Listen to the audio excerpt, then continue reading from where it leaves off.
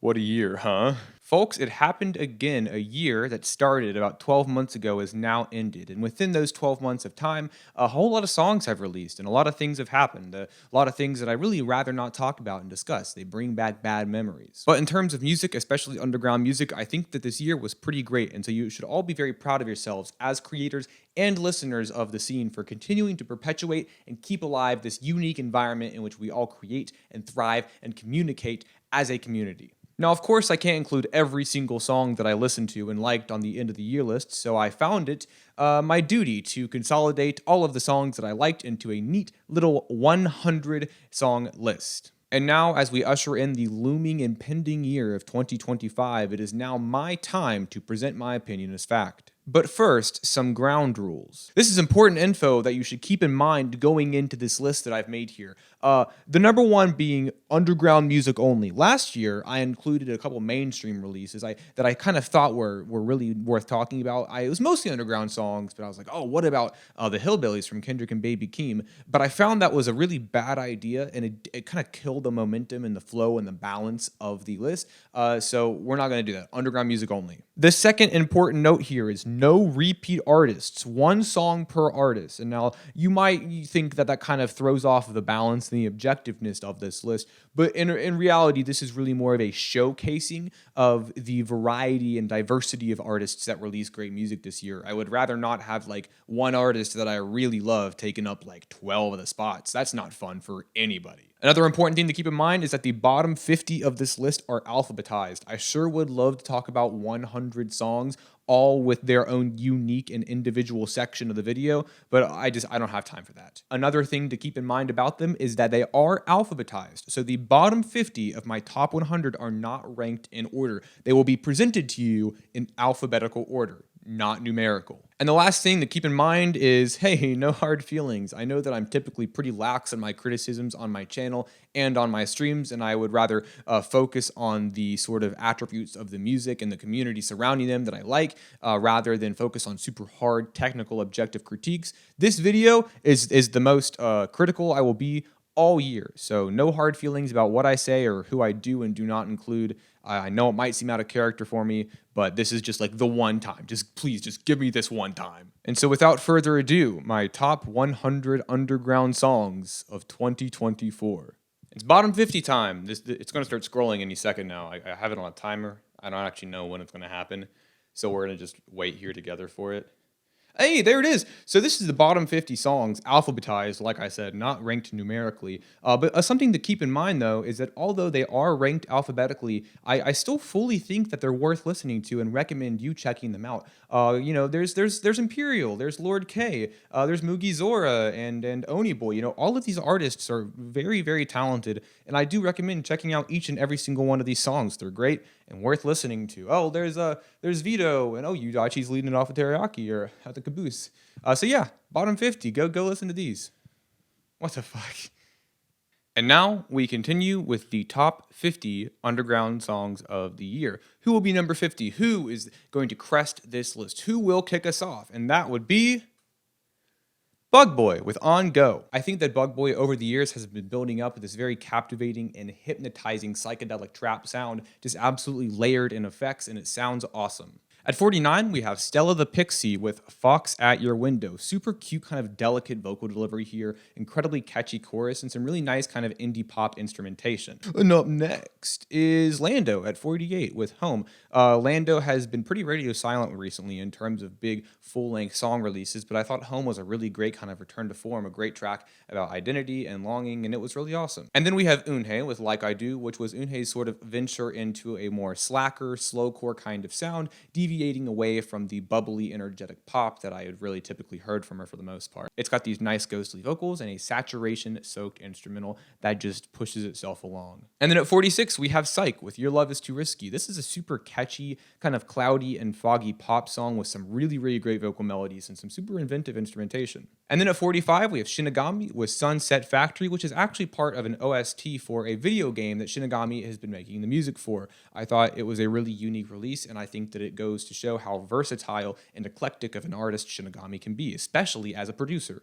Then at 44, we have Skelly with Violent Taste, once again diving into these visceral and guttural portrayals of emotion in these nice, light, elegant ballads that Skelly has been perfecting over the past couple years. It's fantastic and it's heartbreaking. Then at 43, we have Tension from the internet-based collective Webcage, just an over-the-top exploration of abrasion and saturation and big, powerful vocals compounding genres like rock and indie and electronic. It's a fantastic track with some really, really cool displays of talent. And then at 42, we have Spiel with Hotheads featuring Johnson, another display of power and emotion here, and also technical prowess in production. Spiel's vocals are some of the most graded and harsh and characteristic and stylized vocals that I've heard in a while, and I think they sound really great. And Johnson is also a fantastic addition to this track as well. And then at 41, we have Giussetta with The Perfect Actor. Not only is this song produced very, very technically well, very clean, very smooth, a lot of clarity in the mix, but also it's a really good song with these ideas and narratives and emotions centering around identity and the rejection of identity in favor of being in favor with other people. Fantastic job. And then at 40, we have My Sadistic Killing Spree from Do Not Resurrect. Rez has always dove headfirst into macabre lyricism and hyper-violent themes in his songs, but I think that this song is a really good example of everything that he does well wrapped up into one. The production is hard-hitting, abrasive, and heavy, and his vocals are just as guttural and intense as the rest of the song. Then at 39, we have Evan Carr, another really great display of just clean songwriting. The instrumental on this is so impactful, it sounds so crisp, and then Evan's vocal performance, kind of diving into these pop punk territories, is absolutely fantastic. He kills it. 38, we have Sagebrush with We'll See in Time. Nice little sort of lo-fi hip-hop track, super stripped back production, very minimal, and as a result, it produces a very pensive, kind of intimate and solemn sound. Not to mention, it sounds just gorgeous. Then at 37, we have Simon M with Settle, which is kind of the opposite of the Sagebrush track in a sense that this song is so abrasive, it's so crunchy and textured, and over the top, these vocals glitching and stuttering through these harsh guitar riffs. It's awesome. It's so killer and it packs a punch. 36, we have Ryan Lahan with Bats. This is a cute, playful, kind of whimsical folk rock track with some really raw, stripped back production in the vocals and the instrumental. And as a result, you get that nice, organic, thick mix that you love to hear in a lot of those sort of more raw tones. 35, we've got Vyuta with I See Nothing. This is a fantastic display of 70s and 80s R&B, funk, and soul sort of being wrapped up into a digital age package. The vocals on this are ethereal, smooth, and pretty, and the production is lush and elegant. It is fantastic. Then at 34, we've got Father Coy with Locket. A fantastic display of indie rock power. I really, really like this sound, and it is as clean as they come. Has a fantastic, crazy catchy hook that the first time you hear it, it'll stay in your head forever, with some really great vocals as well. 33, we have Lizzie's Personal Army with Never Know. This is a fun, thrashy, sort of alt-rock track with some really cool influences from these thrashy punk drums to these electronic leads. It's a lot of fun, and I think that the vocal performance here, how energetic and how playful and how committed to the sound it is really what sells it. 32, we have Dying for Certain with Cut from the Stem. This is a somber, bleak, slacker rock track where Dying for Certain sounds absolutely weary and weepy and tired on these slow-moving, muddy, dark guitar strums. It is fantastic and a really great testament to this sound and to Dying for Certain's commitment to it. And then at 31, we've got Shizukesa with Enter 165, which is not only a testament to Shizukesa's capacity as a talented and engaging and enjoyable vocalist, but also how committed they are to establishing the environment and atmosphere of the track. These overlapping, panned out, and sort of trancy ad-libs that tornado around the track as the main vocals sit in the middle are what makes this track so fun, what takes it to the next step in terms of engagement. Just super solid emo rap. At 30, we have got Mistmerk with Catharsis. Mistmerk has proven time and time again to be one of my favorite electronic artists, sort of perfecting and molding and shaping this sort of soft, gentle, indie electronic sound, and Catharsis is like the peak of that for me. I think it's so much fun. It is so peaceful and trance-like. It's hypnotizing with how just easy it is to sink into these super nice melodies. And then at 29, we have Siroki with My Friends. I think this song is so cute. I think it's a lot of fun. I really like the concept of it. It kind of reminds me of Ray Brown's Bubble in a sense that the whole point of the song is like, hey, I just want to be with my friends and do fun stuff with them, and I miss them. And all of that is sort of wrapped up in this nice, slick electronic blanket. At 28, we have underscores with My Guy Corporate Shuffle, one of the B-sides, one of the remainders of the famed wall socket record. Didn't quite make the cut, but honestly, I think this song is just as great. It kind of matches the energy of a lot of the popular tracks on wall socket, being that is super overtly catchy. It has these super heavy kicks, very electronic inspired, but you kind of have the more organic indie sounds kind of breaching out from underneath as well. I think that underscores, when it comes to shit like this, is a powerhouse that cannot be stopped. At 27, we have Saoirse Dream with I Want It All. I have really been loving her work recently, and I think that this is a really great example of just how many sounds Saoirse is able to roll up into one ball and make it cohesive and make it coherent. The vocals on this are captivating, and they're emotional, and they're yearning, and the instrumentation is clean and solid and packs a punch. I love it. Then at 26, we have Flowers with Baby Bird, which is a wonderfully beautiful and heartbreaking ballad with these smooth and sweet as honey saccharine vocals and a super captivating performance from Flowers. At 25, we have Mercy Kill with Face My Patience. There's a couple Mercy Kill songs that I would like to include, but I think that this one takes the cake in how much Mercy Kill is able to establish these foreboding, gloomy, and almost suffocatingly oppressive atmospheres on his tracks, putting out so much power behind each and every second. Does not waste a single second of the time that he has. At 24, we have Wish Lane with Swiss Army Knife. There are a lot of really cool things vocally happening on this track. You have these nice little call and response vocalizations, you have these beautifully elegant harmonies, and above all else, you have this super cool acoustic-oriented production that I think sounds fantastic. It's actually scary how clean it is. At 23, we have Flat Room with I Don't Even Need. I think that there's a lot going on in this track, but Flat Room manages to kind of wrap it up and make it presentable, make it palatable and readable, and in turn has presented us with a really, really compelling track vocally and instrumentally. It's fantastic. At 22, we have Sid 6 with No Contact. I thought about including 7 new messages on this list, and initially that was what went in this spot, but after listening to No Contact, it feels much more Sid to me. It is dark, it is dreary, there's a lot of emotion pouring out of these lyrics while these ghostly vocals spill over these dark R&B melodies. This to me, this is classic Sid. And then at 21, we have Teenage Disaster with Epitaph. Although his releases are few and far between, he is absolutely on a roll with these macabre, visceral, horrorcore-inspired gothic rock ballads, and I think that each one is more powerful than the rest. And honestly, I think what really has made me gravitate toward this song is how impressive and powerful of a vocalist he is. Sure, I think that the main draw and the initial appeal is that it's dark and it's kind of like spooky, eerie, scary. He's talking about some real visceral shit.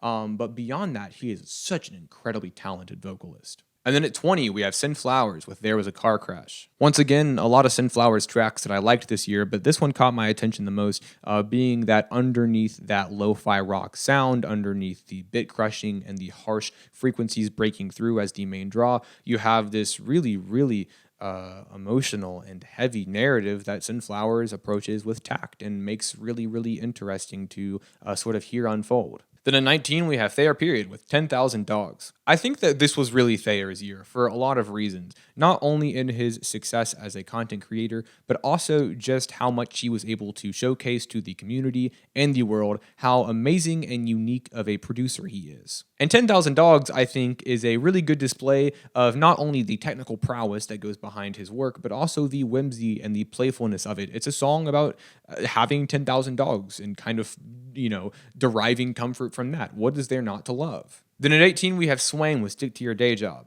I think that the aggression and the bite behind the delivery on this, I think the different topics that Swain is capable of weaving in and out of as the song progresses in such a short amount of time, and the energy that he brings makes this quintessential Swain. It's fantastic. Then at 17, we have Adjacent with A Farewell from Athens. There is not a rapper or producer really moving like Adjacent does. This abrasive, crushed lo-fi sound paired with Adjacent's abilities as a vocalist and a rapper to get stylized and kind of wacky and outside of his comfort zone make his music so compelling and engaging to listen to. The melodies on this are disgustingly catchy, and the middle section with the vocal style change really, really gets your attention the first time around.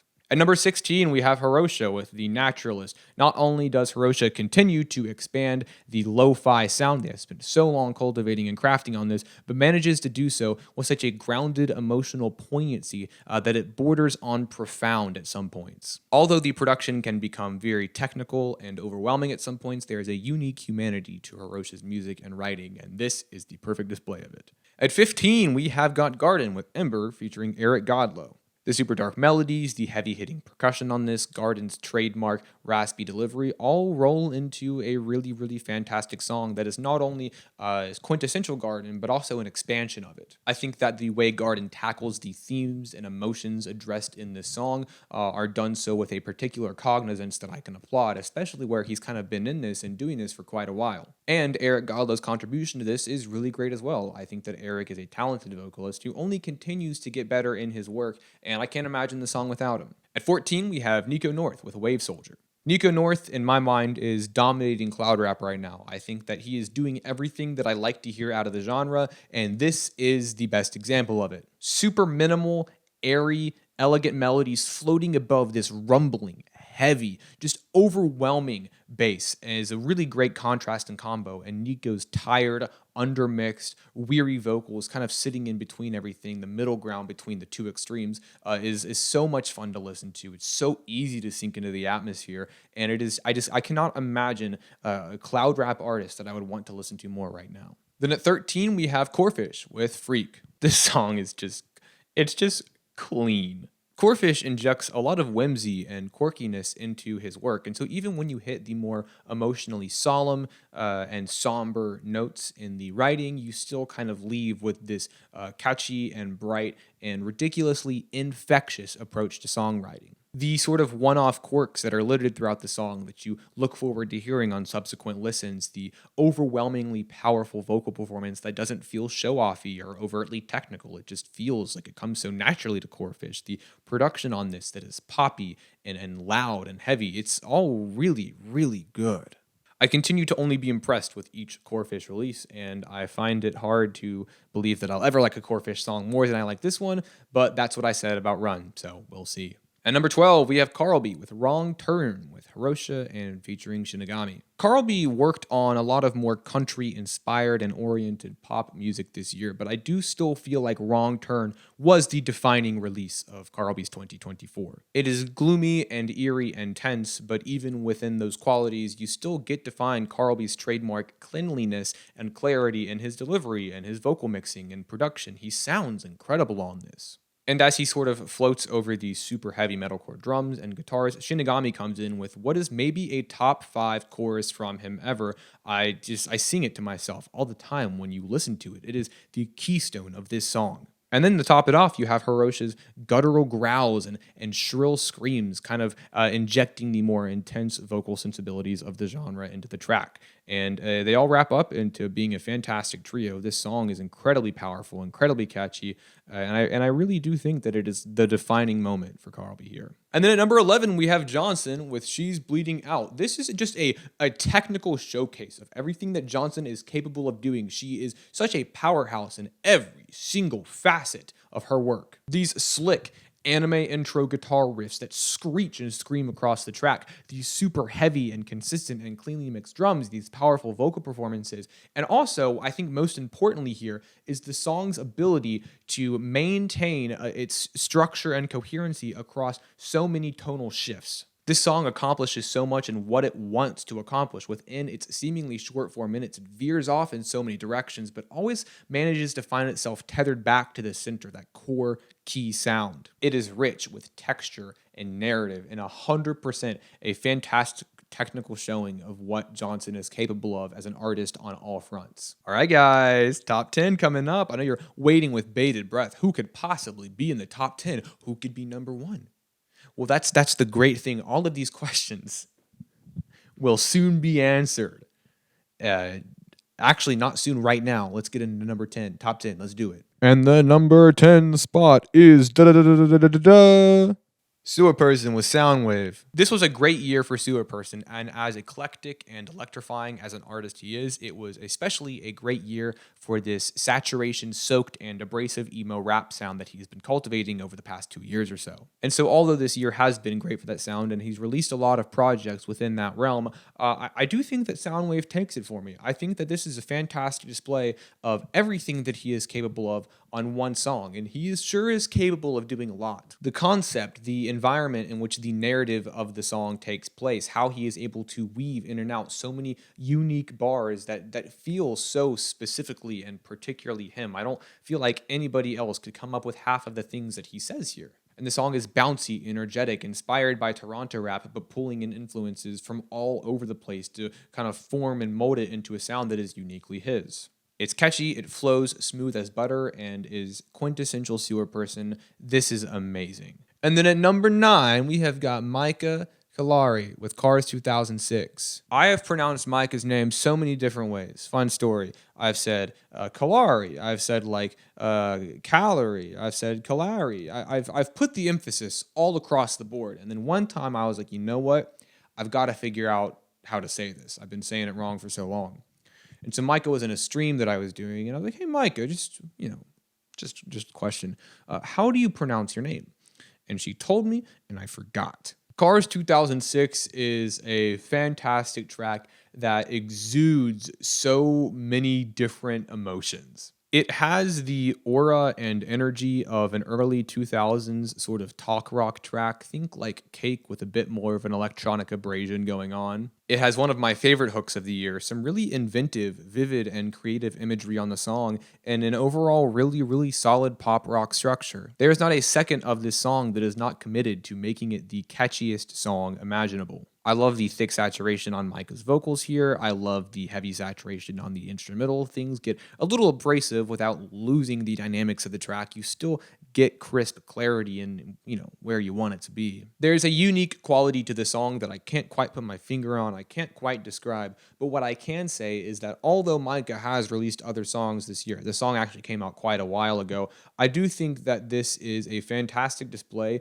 of the playfulness and the energy that Micah has to offer as an artist. I would love to hear just anything else that sounds like this. Just anything at all I would be so happy with.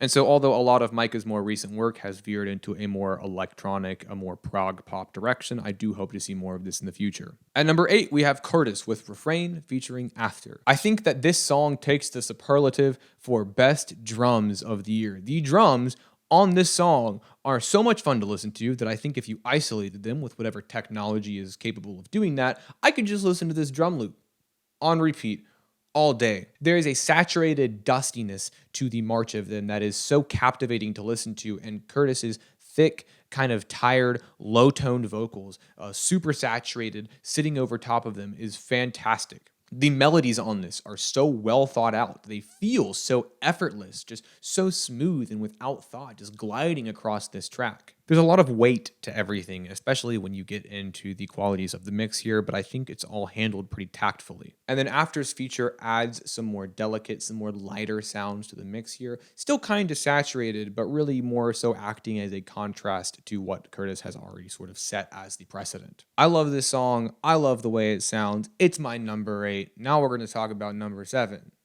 So there's that. We've got Sin, Survival in Negativity with The World Canvas. This is a song that frames the observation of the ever-changing cultural landscape of America through the lens of graffiti, comparing it to hieroglyphs initially, saying that graffiti sort of reflects and represents what's going on in the world, the general ethos and philosophy of the people that inhabit it. And through a pretty simplistic melody and nice traditional drum fill, Sin does a really good job of not only weaving in and out really intricate word plays and super cool metaphors and rhyme schemes, but also really the main focus here of the track being this narrative and the exploration of how graffiti not only interacts with the world, but how it is representative of it. It is a concept that I wouldn't have thought about, but once I do and I have it presented to me, it makes total logical sense. And I don't think that anybody else but Sin could portray it in the way that this song does. I cannot emphasize enough how good of a storyteller he is, how good of a lyricist he is, how good of an MC he is in general. His presence on the mic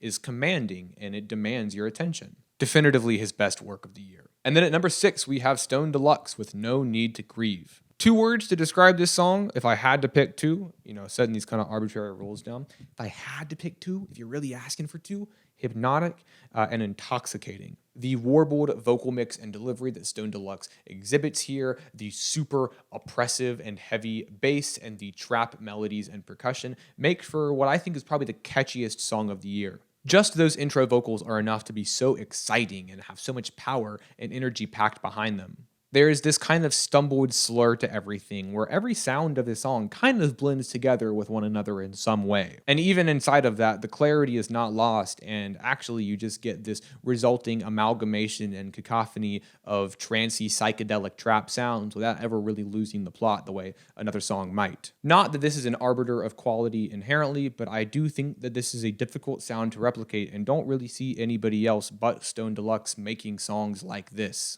I will say this, it has the quality of a song that once it ends, you just play it again. Top 5, let's do it. That's right, it's TV Room with Dear Pet Rock. I don't know how TV Room does it. Not only are there vocals on this that are scarily juvenile, I talked to TV Room, I asked you, I said, how did you do this? I was like, did you have kids sing this hook for you?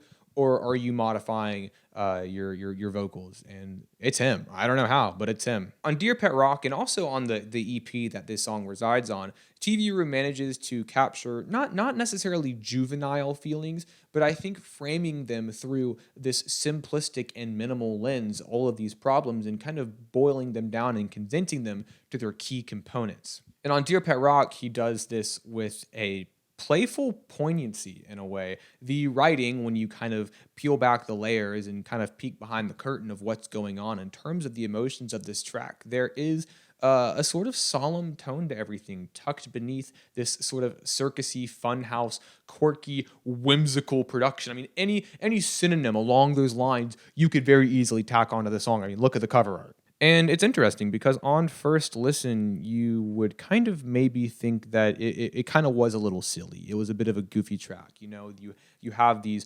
children, these childlike voices, it's okay, it's okay, it's okay, you're okay. It feels kind of like nursery rhymey at first. But I think that is the appeal because TV Room manages to take that sound and turn it into this deceptively complex tornado of emotions and sounds and melodies and make it all really, really fun to listen to. And does all of that through the framing of owning a pet rock, something that is not alive and cannot be hurt or really ruined in any way. It's a super unique concept and premise that I think he enacts with a really impressive accuracy on what he wants to get done. And then at 4, we have Atlas with Diorama featuring Miles Powers. Atlas is a giant in lo-fi hip-hop, especially when it comes to spoken word and more lyrical oriented songs, and this song was a really cool return to form for her, and I'm really just happy that it came out to begin with, because Atlas's releases have been few and far between, and there have been quite a good number of electronic and pop releases that have come out more often than songs that sound like this. And although I do really enjoy those electronic releases from Atlas, part of me is always going to be in high school looking for the next rap release from Rapper Atlas. And Diorama is a really cool exploration of where Atlas has been recently, especially when you take the context from Call Failed and apply it to this song. The diatone trauma line, this idea of thinking that you're living inside of a diorama, like you're something to be observed from the outside in,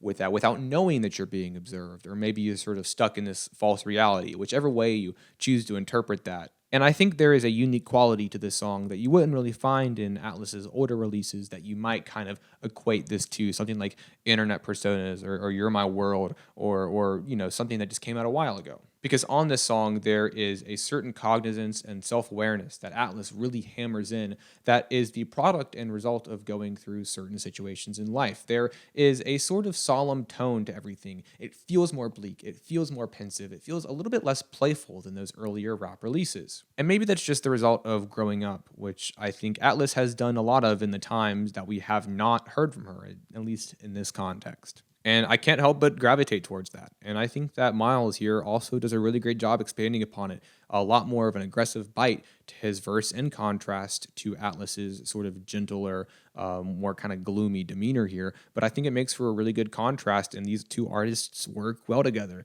I fucking love this song. And then at number 3, we have got Zoltar with Hearth featuring Skelly. I've said it 1,000 times. On stream and in videos, and I know that some of you already know what I'm going to say here, but I'm going to say it again and reiterate because I think that if there's any time for me to explain this, now is the time to do it. And that is the idea that Zoltar, as an artist, and Hearth as a song from that artist, this is the result and what you get when you have an artist that knows exactly what they want out of a song. Every single specific detail, every greater overarching theme and sound, everything this artist wants out of a song, and they know exactly how to do it and will never compromise on that creative vision. They will always fulfill it to the extent at which they first imagined it. This song has a slow build from a gentle electro-acoustic sound with these nice, thick, processed vocals that still let Zoltar's organic timbre and cadence break through, these super sweet, somber melodies, and the kind of this unraveling narrative of the track. And then you take that initial minimal sound and then you build it and you build it and you build it and you build it until by the end of this 6-minute monster you have this massive, grand, cinematic, overwhelming whirl of sounds and resolutions of the themes that were initially presented. And I think that Zoltar does a really good job of juggling some pretty delicate topics here at hand, and especially some contradicting topics as well. This idea of maturing, but also this idea of not being ready for certain things, and maybe there is maturity in realizing that you're not mature enough for something, and how you react to the things happening around you, and how things that aren't your fault affect you, and how you have to live with that. And also this sort of exploration of helplessness and lagging behind, and all of this is wrapped up in some absolutely gorgeous production. Every single time I feel like it begins to be too much, it doesn't feel that way. And I realize that I actually don't mind at all. And then the Skelly feature here is actually really appropriate. These nice ghostly ballady vocals that I'm used to hearing from Skelly fit right at home within this track. I appreciate the length of the verse and kind of where it sits in the structure of the song, and I love how Skelly interacts with Zoltar's production. I would like to hear more of that, honestly. But yeah, this song is beautiful. Go listen to it. And then at number 2, this is a big one. This is top 2 here. This